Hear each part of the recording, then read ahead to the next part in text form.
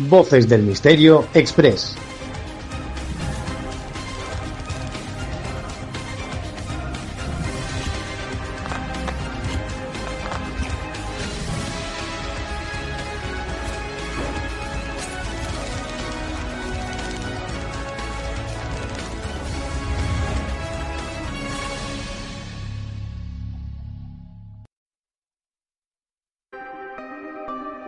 Leyendas, enigmas, fenómenos paranormales, ufología, sociedades secretas, criaturas extrañas y la parte de la historia que nunca te quisieron contar las encuentras aquí, en Voces del Misterio Express.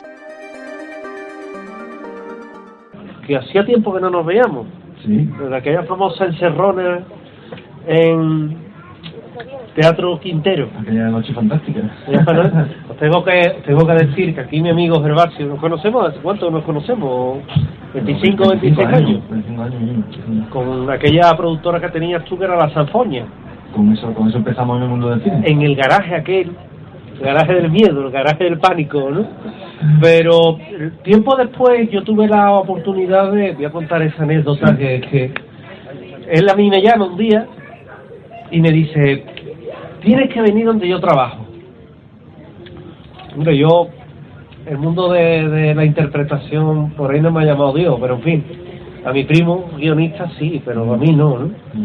Y digo, ¿por qué, Gervasio? Dice, porque tenemos un fantasma. Anda ya. Dice, sí. ¿Tú dónde trabajas, Gervasio? Dice, yo en el Teatro Quintero.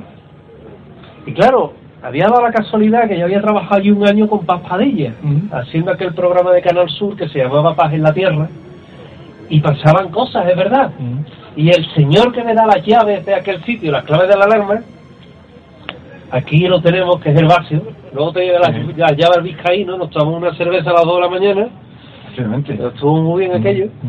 Y con Gervasio tengo una amistad bastante grande, excelsa, diría yo. Sí, tú sabes que yo no creo en nada de esto, en nada, absolutamente, pero es verdad que en ese sitio había como unas energías que sentían, ¿no? La persona de que se te descargaban los móviles, ¿no? Y a la chica esta, la japonesa, decía que no se quedaba allí sola. No. Y luego también, también como todo, ya había un poco de fantasía, ¿no?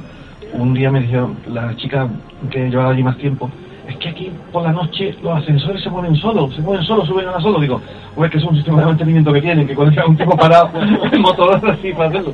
Pero no, tú apareciste allí con un grupo muy interesante y sobre todo con una señora así, de estatura no muy destacable, no muy alta, pero que era igual que la medium de la película Poltergeist, o sea, idéntica, una señora idéntica. Eso daba una similitud a lo que estaba diciendo. Luego ha habido gente, mi buen amigo Juan Amodeo tuvo luego también allí una experiencia. Es decir, que son hechos que sirven para que recordamos cosas, pero hoy no estamos aquí para hablar de misterios ni de fenómenos paranormales, estamos para hablar con Gervasio Iglesias de su obra, de Ángela, que a mí me llamó mucho la atención, Gervasio. Gervasio, productor, director de cine, escritor, La Isla Mínima, El Hombre de las Mil Caras.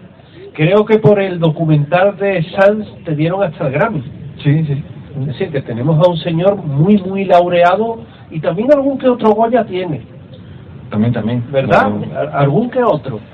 Pero bueno, es muy importante porque no su primer libro, antes tenía otro, sí, de un nombre extrañísimo. Enteógeno 2312. Ahí está, Enteógeno 2312, el nombre también tenía tela. Bueno, a ver, los enteógenos son las sustancias naturales que tienen efectos psicoactivos sobre el cerebro, y realmente era un libro que investigaba las posibilidades de nuestro cerebro. Yo creo que hay dos campos donde la humanidad todavía tenemos mucho que aprender y que aprender y que dar claves, que uno es nuestro propio cerebro y otro es el universo en el que vivimos, ¿no? Entonces la verdad que son dos temas sobre los que siempre estoy leyendo y sobre los que me encanta fabular. Y luego llega Ángela, que rompe totalmente, primero y permíteme, con el estereotipo donde yo te encuadraría. No se me hubiera ocurrido nunca verte escribiendo sobre Santa Ángela de la Cruz. ¿Cuál es ese estereotipo? No sé, más abierto, menos interesado a lo mejor en un tema así religioso, pero sí, por contra, te reconozco que la figura de Santa Ángela en Sevilla, de Sor Ángela, por al fin y al cabo aquí le decimos Sor Ángela, sí es lo suficientemente atractiva, potente, como para llamar la atención. Y cuando lees el libro realmente te das cuenta que la persona que la ha escrito, el tema les resulta apasionante, porque Santa Ángela tiene una vida que es alucinante. Claro. O sea, yo lo primero que quiero comentar con respecto a lo que ha dicho es algo que ha dicho Juan Miguel, ¿no? Que es muy importante, que al final lo importante es contar las historias de aquí, tus historias locales, sea de aquí, sea de Brooklyn o sea de Corea del Sur, y hacerlas universales, porque al final siempre en lo local se encuentra lo universal si sabes destilar lo que sucede. Y es un poco el grupo de amigos que nos hemos dedicado al cine aquí en Sevilla, que gracias a quienes yo tengo los Goyas y los Grammys, porque esto es un trabajo muy colectivo. Si te fijas bien, es lo que hemos hecho siempre, contar nuestras historias. Lo hicimos en Siete Vírgenes, que era una historia de chavales de lo que entonces se llamaban canis de barrio, un poco lo que nosotros venimos, ¿no? Lo que conocemos. Y eso funcionó a nivel nacional e internacional muchísimo. Lo hicimos un grupo 7, que fue un poco ya como el gran despegue, ¿no? Grupo Mario 7, Casas. Con Mario Casas, es una historia conocida que sucedió en Sevilla, como pasa en todas las grandes ciudades cuando viene un evento.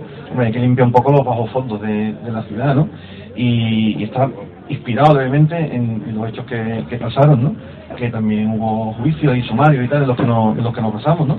Y luego a partir de ahí está construida una historia. Y eso sí que un pequeño detalle que creo bien lo que define, ¿no? Esto de poder contar desde tu pueblo lo universal, que estábamos en el Festival de Toronto ahí, y entonces me llamó la directora del festival y me dijo, mira, es una llamada que yo no suelo hacer, pero ya fue el primer pase de industria, ¿no? Donde van los compradores para exhibirla luego por el resto del mundo y tal, ¿no? Y todo el mundo está hablando de vuestra película, ya se han agotado las entradas para los dos pases siguientes, y todo el mundo dice, mira, es como The Wild, que era esa serie americana que en ese momento estaba muy en boga, ¿no? Como The Wild, pero decían, pero en un pequeño pueblo del sur de Europa, ahí, ¿no? Entonces, claro, lo entiendes perfectamente. Y si no es esta historia de, bueno, narcos, policía y tal, pero claro, no lo hicimos con grandes limusinas y con Kalashnikov pegando tiros. Más aquí, sino que bueno, pues que era que la señora vendiendo la papelina en su mesa de camilla, preparando el cocido al lado, ¿no? Eso te da ese sabor, o como pasa con los thrillers, insisto, de Corea del Sur, por ejemplo, ¿no? O cuando es una película latinoamericana, ¿no? Que tiene ese carácter local, pero que al final de lo que se está hablando es de algo universal que todo el mundo entiende, ¿no? Entonces le hace más interesante, como fue Parásitos, ¿no? Que no cosas así. Entonces, claro, ¿qué pasa? Que a mí el personaje de Ángela ha estado siempre presente en mi vida. Primero porque soy vecino del convento principal en Sevilla, entonces desde pequeño la veía salir para ayudar a los demás, hiciera los 45 grados que hace o estuviera diluviando torrencialmente, que también ocurre, y luego en el barrio todo el mundo siempre hablaba de ella, ¿no? De la labor que hacían, etcétera, etcétera. Y también un barrio donde había cofrades de vecinos cuando era chico y veía como ese sacrificio por los demás, ¿no? Que creo que es la historia más universal que se puede contar, la historia humana más universal. No he conocido, de verdad, una historia humana con la excelencia del compromiso y de la entrega de Ángela por los demás, ¿no? Y me contaba de que no te podían encajar por el tema de la religiosidad, ¿no? Ahí. A mí lo que me gustan son las historias. Tú sabes que yo no tengo ninguna ideología ni nada. Yo tengo una forma de estar en el mundo, de esto mismo, ¿no? Poder ayudar al máximo. No me gusta la política, me gustan las cosas que pasan en la política porque son buenas historias, cuando te cuentan buenas historias. Y luego, aparte, es que soy ateo. Esa es la realidad, es que yo no creo absolutamente en nada, soy totalmente ateo, ¿no? Y aún así, claro, después de lo que está sucediendo con la novela, te das cuenta que incluso eso es como un valor más, ¿no? Que esta historia la haya contado alguien que no cree. Por eso te decía que me resultaba... Claro, yo lo que hice... bueno, primero empecé, claro, lógicamente por formación profesional, cuando empecé ya a investigar bien la historia, lo primero que pensé fue en una serie. Es que el libro tiene muchos planos secuencias. Claro. Pero la estructura esa cambió. Empecé a pensar en una serie y empecé a comentar en el momento que estaban empezando también las plataformas, y entonces, claro, sí, había algunas plataformas interesantes. Entonces, antes de desarrollarlo más, me fui a hablar con las hermanas. Y, bueno, pasé por la puerta del convento, entré, oye, me gustaría hablar con madres superiores por esta historia, porque quiero contar algo sobre Madre Ángela y tal. Bueno, perfecto, pues me llamaron a la semana siguiente. Y entonces me reuní con ella, ¿no? Y recuerdo también en esos sitios que entras, tú has estado, ¿no? Sí, bueno, creo que todo has estado, ¿no? Y ahí sientes una energía. Y entra a la santa a mano derecha, es imprescindible también para todo en Sevilla, ¿no? Todo. Entonces nos reunimos en una sala amplia, como este espacio, así, ¿no? absolutamente escueta en todo. Simplemente había un montón de sillas de NEA bastante desgastadas y un crucifijo ahí. Y me dijo, no, mira, nos sentamos aquí porque aquí es donde nosotros nos reunimos para tratar estos temas. ¿Y qué quieren? Y le dije, madre, lo primero que le quiero decir es que yo soy totalmente ateo.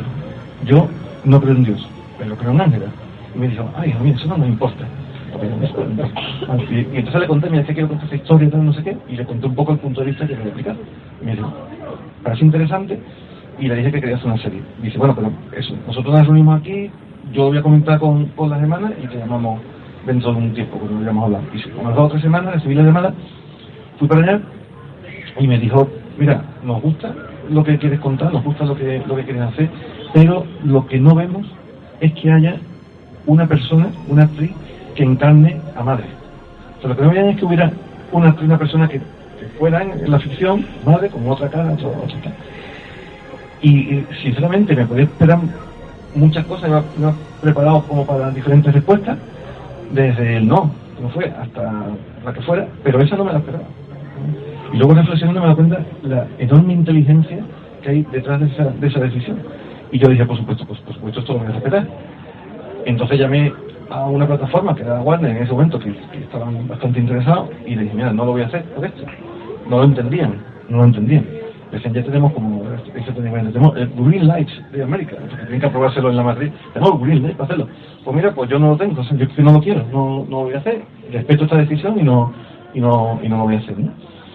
Claro, que yo me he llegado a la historia por esa experiencia personal, de vivir en el barrio y de conocerla en el día a día y tal, pero luego también llegué a un punto que me pareció fascinante de la historia cuando, investigando en mi biblioteca para otro documental que estaba haciendo, y esto será el año 2007, 2008, estábamos haciendo un documental para Canal Sur sobre la famosa gira histórica que hubo cuando el referéndum de autonomía, ¿no? Los grupos musicales que arroparon a la gira que hizo Escuredo para que tuviéramos el 28F y todo esto, y nosotros lo contamos desde el punto de vista de los grupos que aparecían, que era muy gracioso, pues claro, ¿verdad? Y luego yo, siempre que iba a la biblioteca para investigar, que sabes que es una cosa que me encanta, en cuanto veía por allí, como tienes que pedirle, pero en cuanto veía que alguien había acabado y había tomos por ahí sueltos, me ponían como unas ratillas, a ver si tenía algo. Y entonces, justo había unos tomos así del ABC de los años 30, y justo venía pues una edición especial de cuando había fallecido Ángela, ¿no? Y ahí se contaron muchísimas cosas de lo que había pasado, muchas cosas que están recogidas en el libro, de las colas que se formaron, de este obrero que es el último que entra y pone una rosa sobre el ataúd, y se cuenta lo que pasa 3 días después en el Ayuntamiento de Sevilla, ¿no? Donde un concejal de lo que entonces era la izquierda, en ese ayuntamiento, que todos dicen que ha pasado la historia como Sevilla la Roja, ¿no? De clarísima mayoría socialista, comunista, republicana, etcétera, este concejal de izquierda, que lo poco que he conseguido conocer, la verdad que era un señor bastante interesante, pide que se haga un pleno extraordinario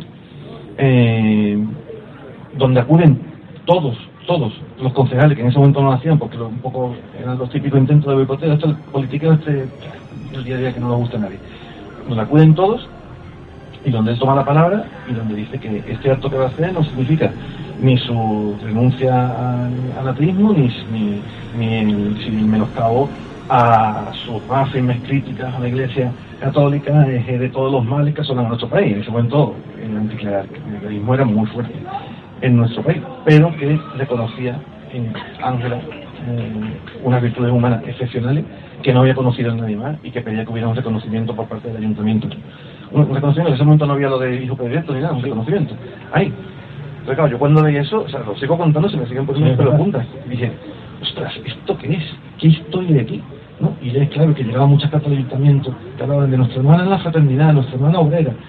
Y entonces cuando empecé ya a bucear en la historia y me fui metiendo en los hechos históricos que se cuentan, tanto de la vida de Ángela como del contexto histórico, que es interesantísimo, ¿no? Que sucedió su vida, ¿no? Eso te quería hablar, contexto histórico, te metes en esa Sevilla republicana y nuevamente aparece esta Sevilla dual, ¿no? La Sevilla que, como tú indicabas, había una parte que le decía la Sevilla roja, pero por otra parte que se le tenía un enorme respeto a las imanes. Claro. Todo esto, o sea, lo que conocemos, porque sí que se habla mucho y hay más otro debate, que es la Segunda República y todo esto, ya prácticamente al final de su vida. Pero lo interesante es la Primera República, la Revolución gloriosa, cuando se expulsa a los reyes de España, y todo eso, ese periodo, como se vive, que también era un periodo pues muy tenso a nivel social, y donde ya se estaba extendiendo mucho la llama del anticlerical, ¿no? Que se veía a la Iglesia como un elemento de poder en toda la FD, que el pueblo lo pasaba fatal, iban y atacaban directamente, ¿no? Y de forma directa y de forma violenta en muchos casos, ¿no? Pero eso fue un poco lo interesante del estudio histórico, es que cuando decidimos hacer la serie, seguí investigando, y claro, en todo este tiempo, yo empecé en 2008, en todo este tiempo, ¿qué pasa? Que me ha entrado internet, las nuevas tecnologías, y que de pronto tienes acceso desde tu casa a un montonazo de información, y tienes acceso a algo que es fantástico. A quien le guste investigar la historia se lo recomiendo, que es que en la página de la Biblioteca Nacional se está digitalizado ya prácticamente todos los periódicos de España, pero desde comienzo, todos los periódicos de la época estaban, ¿no? De hecho, ahí se recoge la famosa carta que manda contra el duque de Montpensier, uno de los Borbones, que provocó el famoso duelo de la Cartuja de Pisman, ¿no? Ahí, y está recogida, que había referencia, pero está recogida entera, ¿no? Pero como te digo, cuando empecé a investigar ya en profundidad, y cuando me di cuenta, claro, que ese periodo histórico convulsísimo en España, donde España está perdiendo todas las posesiones fuera, y donde dentro se está poniendo en cuestión el sistema que había monárquico, y donde está sucediendo que mucha gente ya está abandonando la agricultura, etcétera, para venir a una sociedad que se está protoindustrializando y que al final se están acumulando en barrios periféricos, en bolsas de enorme miseria, en una ciudad donde hay continuos desbordamientos del río Guadalquivir y continuas epidemias del cólera, que en esa época le llamaban el cólera momo, que da muchísimo más miedo. Ahí, pues claro, es donde surge la figura de Ángela. Nos centramos en Ángela, ¿te parece? Metido en ese contexto, el contexto histórico de aquella España convulsa. De hecho, fíjate, poco tiempo después de esa década de los 30 se metería este país en una guerra civil, por desgracia, ¿no? Pero hablamos de antes, de la figura de Ángela, porque el libro tiene mucha fuerza, indudablemente, tiene la fuerza de la propia Santa Ángela de la Cruz. Pero ¿cómo era ella realmente? Porque cuando hablamos de Santa Ángela, en el mundo incluso del convento y en el mundo religioso, ella también se encuentra muchas trabas. Sí, absolutamente. Aquí hay dos cosas fundamentales. La primera, como he dicho, yo no creo en nada, entonces claro, todas las historias que se han contado sobre Ángela están un poco con el punto de vista de la religiosidad, o sea, también de los milagros, etcétera. Yo eso lo he destilado, o sea, ha sido un poco como leer entre líneas de todo eso. Pero la personalidad de Ángela, o la que yo he creado, o el personaje del que he hablado, tiene un punto central y fundamental que está en el libro y que no puede ser de otra forma, que es su tremenda religiosidad y su tremenda fe. Sin eso no puedes entender todo el sacrificio que hizo en su vida. A partir de ahí vas comprendiendo al personaje y también sus dudas, que es una parte importante del libro que se habla poco, ¿no? De hecho, que se llama en la doctrina católica la noche oscura, ¿no? Esas cartas que le escribe al padre Torres son impresionantes, son de una persona que está entre los 25 y los 30 años, que tiene claro cuál tiene que ser su cometido en la vida, que es entregarse por los demás, pero que ha sido rechazada de órdenes religiosas donde debe entrar porque creen que es excesivo lo que ella plantea, y que sabe y tiene la firme convicción de que la única forma que tiene de poder cumplir su misión en la vida es crear ella misma su propia orden. Y al final lo consigue, gracias al padre Torres. Yo creo que hay un momento en su vida que se cuenta, muy joven, si no recuerdo mal, creo que tiene 12 años, donde ella tiene un sueño, tiene una visión, un sueño, y entonces ve la cruz de Jesucristo y al lado ve otra cruz vacía. Entonces ella entiende que esa cruz es para ella, que ella tiene que hacer el mismo sacrificio que hizo Jesús durante su vida, ¿no? O por lo menos como se entendía en esa época. Y a partir de ahí entrega totalmente toda su vida a los demás. Va creciendo en importancia en la ciudad, y como pasa siempre, no es un camino de rosa su trayectoria. Tiene muchas trabas en el camino, tiene muchas personas también que se quieren aprovechar de ser gente que ayudaba en las clases sociales altas. Ella se cuenta lo pasan muy mal en el 25 aniversario de la congregación, porque hay mucha gente que quiere lo que llama mete mano para llevarlo a su terreno y tal, y nada, muy hábilmente, entre otras cosas, señoras de clase alta les obliga a que vayan a pedir limosna para dársela luego a los pobres, ¿no? En fin, muchas cosas que pasan que no fue para nada un camino de rosas, pero que se ganó el respeto y la admiración de todos ya en vida. Y creo que el respeto y la admiración de todos nosotros es que no ya es que haya pasado más de 100 años desde que comenzó su obra, ¿no? Casi 150 años, o casi 100 años desde que falleció. Es que creo que esto va en incremento, ¿no? El libro también tiene otra parte que a mí me resultó particularmente conmovedora, y era que, yo te digo, cuando lo estás leyendo, en muchas ocasiones simplemente tienes que cerrar los ojos e imaginártelo, ¿no? Se nota que quien está detrás también es una persona que evidentemente sabe de cine. Pero reflejas esa austeridad de ella, lo reflejas muy bien. Ella, tú lo sabes, dormía sobre una tabla, dormía sobre otra cosa, y esa austeridad también la reflejas muy bien en el libro como sinónimo de humildad y como sinónimo de entrega.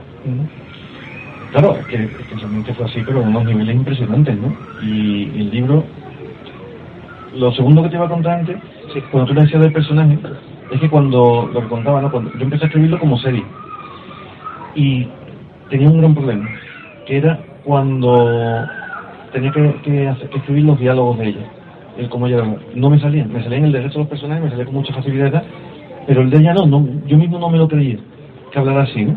Porque era una persona con estudios mínimos como era en la ocasión, pero por lo menos tenía esos estudios, pero de una clase social muy humilde, y en sus escritos tiene una narrativa, tiene una forma de expresarse pues muy superior a la de cualquier persona de esa época, ¿no?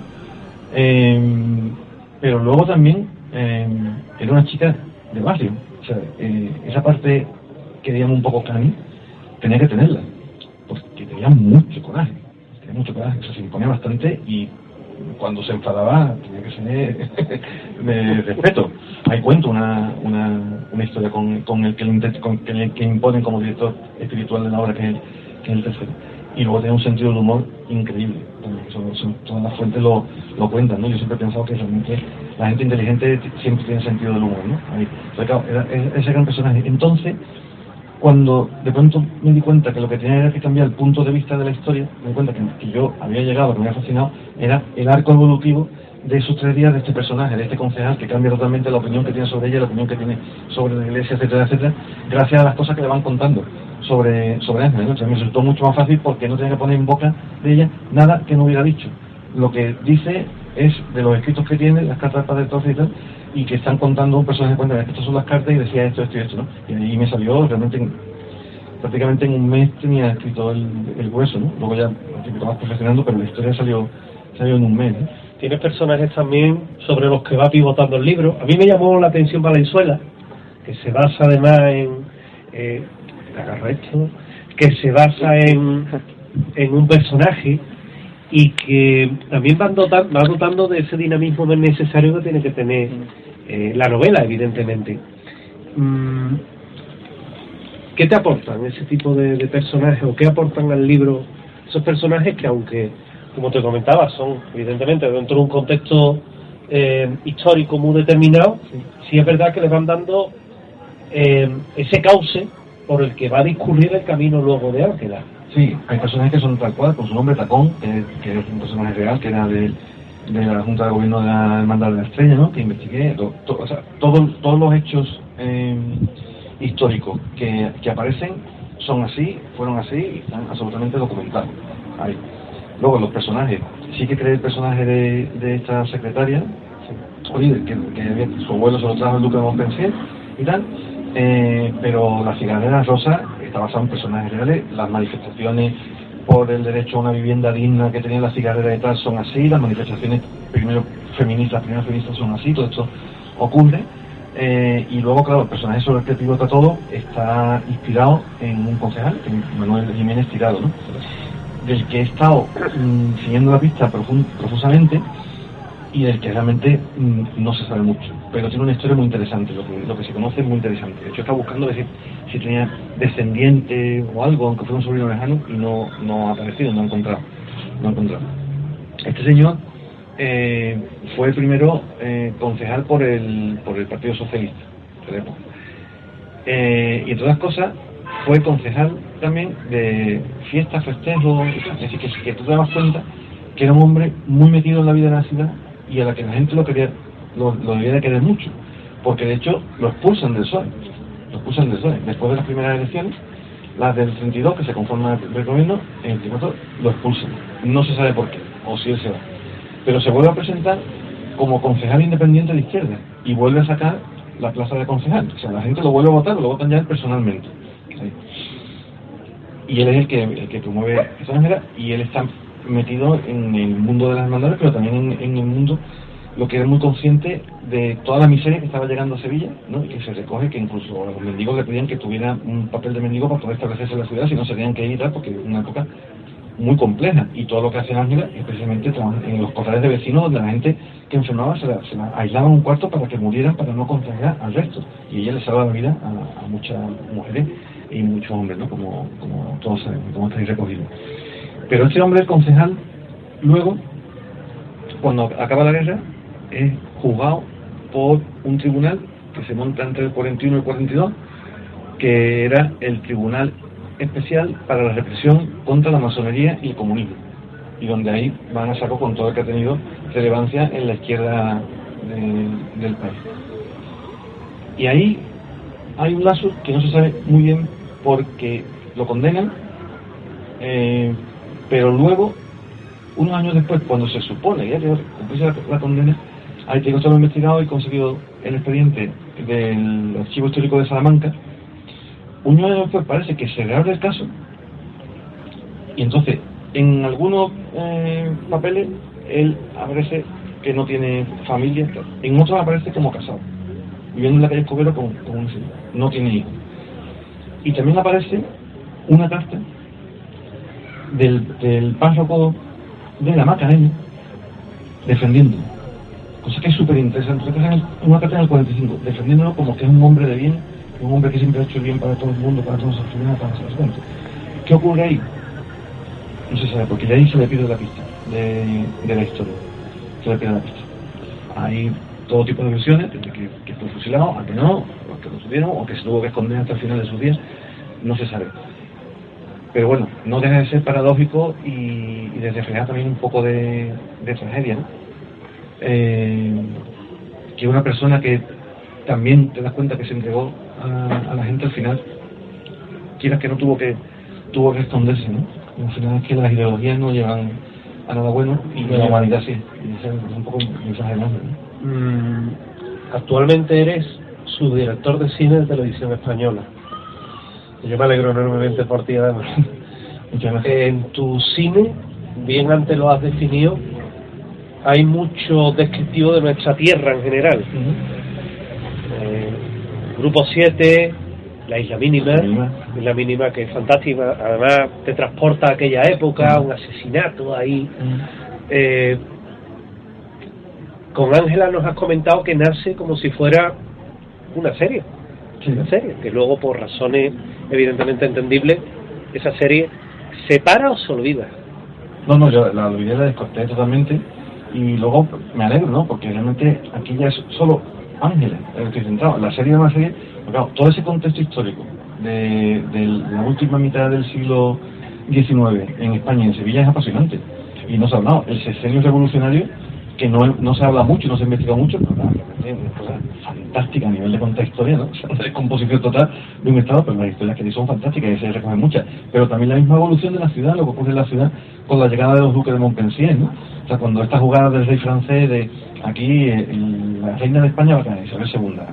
Esto va a ser un desastre, eso debe venir. Pero también él tiene noticias de su servicio secreto francés de que estaba muy enferma, con 17 años más o menos creo que era, y que le quedaban 2 años de vida, que no fue así. Pues entonces digo, ¿cómo puede hacerlo? Había un pacto de no inmiscuirse en el trono de España entre ingleses y franceses, ¿vale? Porque eran las otras dos grandes potencias, no nos queremos meter en esta que todavía era una importante potencia en ese momento a nivel internacional España. Pero lo que hice fue, vale, yo no me meto a intentar ponerle un marido a Isabel, pero lo que hago es que voy a casar a su hermana con mi hijo, con mi descendiente, y así ya, ya manejo yo también el trono de España, ¿no? Al final, como sabéis, a Isabel fue, como todos los matrimonios del Estado, se designa quién tiene que ser, porque es una profesión, lo hemos visto aquí con el emérito y Sofía, es una profesión, no hay matrimonio ni tal. Y le puse a su primo Francisco de Asís que tenía tela, que claro, que era entre las cosas bastante reconocido por su homosexualidad, y cuando se lo comunicaron el jefe de gabinete a su majestad Isabel II, hemos decidido que este sea vuestro marido, con quien os caséis, dijo, no, con Paquita no. Es muy curioso, pero que era un tío que era inteligente, ¿eh? Era muy inteligente. Lo que pasa es que la historia lo ha tratado de esa forma. Sí, curioso. Luego también tuvimos la etapa de Amadeo de Saboya, una cosa rarísima aquí en España. Claro, porque no salió la opción del duque de Montpensier, que era la que solamente estaba prevista, y como sabes, lo que hizo el rey francés es que se los trajo a Sevilla a María Luisa y Antonio de Orleans por varios motivos, todos muy consecuentes. Primero era, como esta gente los tenga allí metidos en la corte de Madrid, se los comen vivos. Segundo, hago una segunda corte en Sevilla, desde la que puedo pleitear, por decirlo así, contra Isabel, y demuestro que son muy buenos gerentes, que mi hijo es muy buen gerente. Entonces, claro, en Sevilla está llegando muchísimo dinero por ahí, se hacen grandes factos, grandes votos, se trae la intelectualidad francesa, aquí está Delacroix, aquí viene Lis a la concierto, pero al lado de esa primera capa de cebolla, por decirlo así, lo que hay es una miseria absoluta, que es donde se desenvuelve Ángela. Entonces, aquí es un despilfarro de dinero, que incluso hay textos de los alcaldes y los concejales diciendo que esto no se puede hacer, tal, esto se hace. Cuando hay una visita de Isabel II, que recorre toda Andalucía, pasa por Sevilla, hay un libro escrito interesantísimo sobre eso, el despilfarro absoluto, se construyen no sé cuántas fuentes, no sé cuántas puertas de la ciudad. En el momento también, antes lo comentaba Juan Miguel en su primer libro interesantísimo, donde se está destruyendo la muralla, se están destruyendo las puertas porque la ciudad se expande, y eso se coge como material de construcción, ¿no? Que hoy en día decimos, que bien en Ávila, que bien lo hicieron, que conservaron sus murallas, que bien en Pamplona, que bien lo hicieron, que conservaron sus murallas. No, lo que pasa es que no tenían dinero para construir y se salvaron de esa muralla, sino se la hubieran cargado también, ¿no? Entonces, claro, es que aquí esta segunda corte, donde todo es un intento de ostentar de lujo, de capacidad de gestión, que hasta Pío Baroja decía que el duque de Montpensier sería el mejor gestor de España, pero a la vez está la miseria, está la gente pobre, la gente que lo está pasando fatal, que no tiene para comer, que hay unos momentos, por ejemplo, en que la gente se iba a asaltar las caravanas del pan que venía de Alcalá, para intentar poder tener algún mendigo que llevase a la boca, y donde la gente moría hacinada en habitaciones inmundas por enfermedades que hoy en día con una simple inyección, bueno, es que ya ni las cogen, ¿no? Pero que si las coges con una simple inyección, en 2 días te has curado, o con 2 pastillitas, ¿no? Y Ángela salva y pues no llegó su propia vida. Tú eres vecino de la zona. Sí, yo vivo muy cerquita de Convento, sí. Y además has comentado que desde pequeño obviamente veías a las hermanas entrar a salir, me llama la atención. Después de escribir el libro, ¿cambia algo en ti? ¿O sigues un patrón esperado? ¿A nivel personal? Sí, a nivel mental. No, a nivel mental no, porque esto es el reflejo de los cambios íntimos que te produce conocer más a fondo la historia. En el transcurso, sí, por supuesto. En el transcurso cada vez vas descartando más en lo que no crees, y cada vez vas dejándote influir menos por el veneno que pueda haber en la sociedad. Eso lo vas quitando, y vas siempre buscando lo mejor, lo bueno, quedarte con lo mejor, ¿no? Eso sí, claro, eso yo un poco siempre he sido más o menos así, ¿no? Pero en el transcurso de la escritura, de conocer muchos hechos que cuando lo vas conociendo cada vez te resultan más sorprendentes, ¿no? De todo lo que pasa, lo que sí te das cuenta es que, utilizando una frase de una serie de Mandalorian, o sea, this is the way, o sea, este es el camino, ¿te das cuenta? No, este es el camino, de verdad, o sea, el camino del respeto y de entregarte a los demás, y de intentar buscar que todo el mundo pueda tener su parcela de felicidad, en el nivel que sea y por la motivación que sea, porque si es por la motivación religiosa, perfecto, fantástico; si es por la motivación personal, perfecto, fantástico; si es porque crees que hay gente en otras galaxias que vienen de humo y también te dicen esto, perfecto, eso me da igual.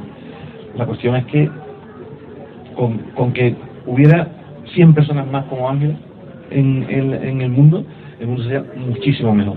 Eso es claro. Y lo estamos viendo. Yo hoy he venido con mi chapita de Palestina, pero no, porque obviamente sí que evidentemente es un genocidio. Tampoco me gusta lo que han hecho los palestinos, o sea, que también eso tiene mucho que cortar, pero al final sí, como esto se transformó en palestino. Pero me lo ha traído porque he pensado, o sea, es que si Ángela estuviera hoy en día viva, estaría allí ayudando a la gente que está sufriendo, a quienes están sufriendo. Eso lo tengo clarísimo.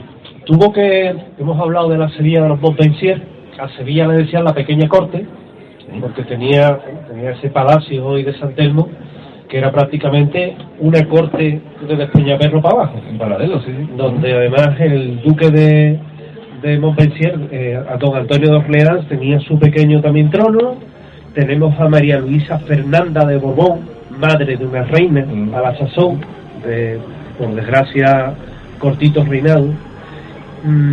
¿Tuvo también Ángela que lidiar políticamente con ellos? ¿O eran unos andurriales donde no entraba? No, yo creo que Ángela ahí no entraba. Ángela lo que le daba lecciones de vida. Y el final de la infanta María Luisa, o los últimos años, donde ya se conocen personalmente, yo creo que eso es el claro ejemplo, o sea, la gran lección, una de las grandes lecciones, si no la que más que podemos sacar de esta historia. O sea, esa mujer, María Luisa, que se da cuenta que ha desperdiciado su vida litigando con la política, litigando contra su hermana, que a nivel personal un montón de hijos suyos han muerto, se sabe, ¿no?, que se filtraban agua del río Pañal, pero que ha visto que ha tirado su vida por la borda, absolutamente, y cuando conocen a Ángela se dan cuenta, o sea, es que esto es a lo que yo tengo que dedicar mi vida. Y a partir de ese momento va continuamente al convento a ayudar, a donar muchas de las cosas materiales que tiene, pero va muchas veces al convento y se recoge que el marido la sacó de allí más de una manera arrastra, convirtió otra vez tranquila, ayudando a los pobres. Y dice, no, toma. Y al final ella, cuando muere, lo que pide es que esté amortajada con el hábito de las hermanas. Sí. Hay una historia muy curiosa. Es una cosa muy curiosa en su testamento, con la cruz. Hay una historia también muy curiosa, Gervasio, y es que junto al Palacio de San Telmo, a pocos metros, está el Pabellón de Chile, que es la extensión de la Facultad de la Escuela de Bellas Artes. Y allí hay un busto de Santa Ángela en un sótano perdido, porque entre otras cosas, y te llevo en mi terreno, allí en la propia facultad dice que la han visto pasearse. Y no es extraño por esa relación precisamente que tenía con... para algunos era una relación antinatura, con su propio marido, pero sin embargo sí es verdad que era la Sevilla de aquella época, es decir, una Sevilla que podían convivir perfectamente esos dos polos tan opuestos, la de la opulencia más extrema de la pequeña corte en Sevilla, y de los pobres que lo pasaban realmente mal, que eran más los segundos que los primeros. Sí. Bueno, eso siempre ha pasado en Sevilla. Nosotros también hicimos una serie como La Peste, que es como el momento ese que esto se convierte en la gran capital del mundo. Se señala Nueva York o llega hasta Tokio, de la época, y a la vez que va empezando todo el mundo a buscar oportunidades, y hay un cinturón underground que siempre ha existido, ¿no? Esas dos Sevillas, esa dualidad, que es una historia universal. Pero a mí lo que me parece más universal que está en la historia es la confrontación entre las personas que viven solo mirando lo material y dedican su vida a lo material, y las personas que viven mirando lo inmaterial y dedican su vida a lo inmaterial. Y eso es la infanta, el duque, todos los cortesanos, lo material, la opulencia, tener poder, paz. Ángela, lo inmaterial, los demás, ser pobre con los pobres. Es que creo que ella da una clave, y que sí que ha trascendido y que sí que cambió a nivel mundial el punto de vista de cómo ayudar a los más desfavorecidos, ¿no? En ese momento estaban lo que se llama el concepto de la caridad cristiana, era un poco como que los pobres son necesarios para que los ricos puedan hacer obras de caridad indiscriminadamente a quien le apetezca, y que entonces llegarán al reino de los cielos y tal. Esto es contarlo con brocha gorda, pero más o menos es así. Y ella no, ella es la que dice, no, es que para ayudar a los pobres hay que ser pobre, hay que hacerse pobre con los pobres. Es el concepto de la solidaridad, lo que hoy en día llamamos solidaridad. Cambió eso de la caridad por la solidaridad, porque en el fondo, como ella decía, todos somos iguales ante los hijos de Jesús. que es muy interesante que ella, lo que te decía antes, ¿no? Del sueño de la cruz, que ella realmente en su escrito habla de Dios y tal, pero de quien habla continuamente pues es a Jesús, ¿no? Esa doctrina. En fin, yo creo que realmente lo que sí, con lo que te decía, ¿no? Lo que sí está en la historia, lo que sí es universal, es esa dialéctica entre lo material y lo inmaterial, ¿no? Y eso sí que responde un poco a todos nosotros, que cada cual lleve su camino. A ver, evidentemente... Me gusta, ese sí, planteamiento, sí, me gusta. Y aparte... Ángel ha conseguido en usted lo que ella quería. Me lo han planteado. Ángel ha querido que pienses en Dios a través de ella. Claro, creo que es una cosa curiosa porque también, claro, me lo han planteado como... O sea, eso al final, ¿no? Que es como... Sí, no, además de alguien me ha dicho, al final es un milagro, ¿no? Que pues sea un ateo quien escribe sobre un personaje ahí está Soraje religioso. Si eso fuera así, pues yo estaría encantado. Desgraciadamente no lo creo porque no creo en estas cosas sobrenaturales, etcétera, etcétera. Pero sí que es verdad que creo que hay un relato histórico sobre algunos mensajes de Jesucristo que son positivos y que están en nuestra cultura y que están en la cohesión social. Hay un libro muy interesante el yacimiento de la Puerca, ¿cómo se llama? Bueno, que hay un poco también ha estudiado el yacimiento de la Puerca, la evolución de nosotros como especie, y ahí lo que define, claro, que mete el concepto de lo que llama Dios mnemotécnico, ¿no? O sea, al principio eran pequeños grupos, cientos de especímenes de sapiens, que somos, luego algunos miles, y ahí todo el mundo, como todos sabemos, todos tenemos nuestros dioses, para la cosecha, para la fertilidad, no sé cuánto. Llega un momento que las sociedades se hacen más grandes, más complejas, y tenemos que cohesionarnos para poder convivir entre nosotros. Y ahí aparecen ya estos dioses monoteístas y estas normas morales que existen, con las cuales, con muchas de ellas, yo estoy de acuerdo, pero que evidentemente además se van cambiando en la época, ¿no? Y creo que todo eso es muy positivo. Y creo que todo eso, Ángela lo recoge, destila esas normas, ese comportamiento que se supone venía de la doctrina de Jesucristo y lo aplica. Lo fundamental también es que lo aplica. Es que esa es la clave, es que se lo aplica, ¿sabes? Que no hace mucha gente en la iglesia, como ahí se cuentan también otros personajes, como todo el mundo sabe, pero ella sí que lo aplica y ella demuestra que eso no solo es válido, sino que es tremendamente beneficioso para todo el mundo, no solo para los más desfavorecidos, sino para la sociedad en general. Y eso es lo que me parece interesante. Luego, con respecto a personajes de Jesucristo histórico, también lo he estudiado bastante, también es muy interesante, pero yo, evidentemente, mi visión, a ella, eso no voy a escribir un libro, no me voy a tener ese jardín, mi visión es muy diferente a la que hoy en día se hace, y que además que en cada época ha sido diferente también la interpretación, pero sí que me parece, sí que creo que fue un político interesante, creo que fue un político interesante de la rama que venía, que es la realidad, y creo que la clave de la historia está más o menos en el año 70, o sea, 70 años antes de que naciera, hay un golpe de Estado en lo que hoy en día conocemos Palestina, la rama que venía, por eso todos los evangelios empiezan con Jesucristo, hijo de David, de no sé qué, como intentando certificar su origen, justificarlo de que este es de sangre real. Por 70 años hay un golpe de Estado donde el padre del famoso Herodes, que era sobrino del que le pega un golpe de Estado y establece esa rama. A partir de ahí empieza a explicarte por qué tienen que sacarlo, por qué. Creo que sería un gran político. Yo creo creo que era un gran político con una capacidad de fascinación a las masas muy importante. Absolutamente. De hecho, es un poco, muy difícil el tema histórico porque además todo lo que se escribe mucho tiempo después. Ese detalle que donde sí coinciden y tal, de los apóstoles que tienes, te empiezas a fijar quiénes eran, ¿no? De la tienda del pescador, que eran gente con ella. Eso es un gobierno en el exilio. No te montó gobierno en el exilio. Hoy lo entenderíamos así, pero bueno, esa es la diferencia.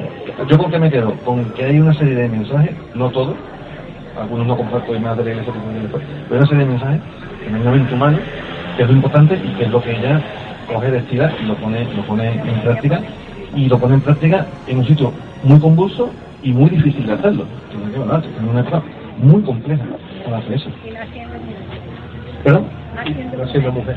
Bueno, es que esa es la otra, es que, claro, es lo que hoy en día conoceremos como una mujer empoderada, y lo hace. Y hay un momento de su reflexión, y me encanta lo que está recogido al final, que lo escribe de Cuneta, que es cuando va a conocer al Papa, ¿no? La tremenda decepción que tiene con todo aquello, pero que ella dice que se da cuenta que es que si no hubiera sido porque ha elegido ser monja, no hubiera tenido acceso a esas capas de poder de las que luego tanto ha sacado para beneficiar a los pobres, ¿no? Una inteligencia, una estrategia fantástica. Pues Gervasio, encantado que hayas estado esta mañana aquí con nosotros. Y yo de estar con todos vosotros. Que ¿verdad? nos hayas hablado de Ángela, no de Santa Ángela.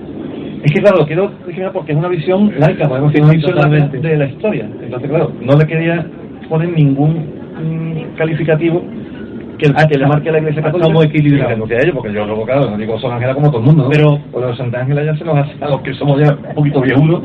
Es una visión diferente.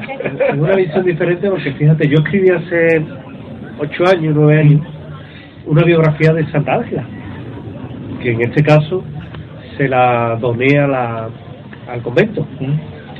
Pero te riges simplemente por eso, por la visión de la persona y de su obra, evidentemente y eminentemente religiosa. Y sin embargo aquí, en el libro, que yo recomiendo encarecidamente, además ahora os lo firma, haces eso, haces una visión social, una visión política, una visión crítica, una visión de la ciudad desde muchos extremos diferentes, la visión de la propia Ángela. Haces un mapa muy interesante, ya no solo de la vida de Ángela, sino del contexto histórico en el que se encuentra, para que quien lo lea lo entienda, yo creo que mucho mejor y de una forma que en periodismo diríamos que es más aséptica y más objetiva. Y se agradece encontrarte obras así, Gervasio. Leyendas, enigmas, fenómenos paranormales, ufología, sociedades secretas, criaturas extrañas y la parte de la historia que nunca te quisieron contar las encuentras aquí, en Voces del Misterio Express. Voces del Misterio Express.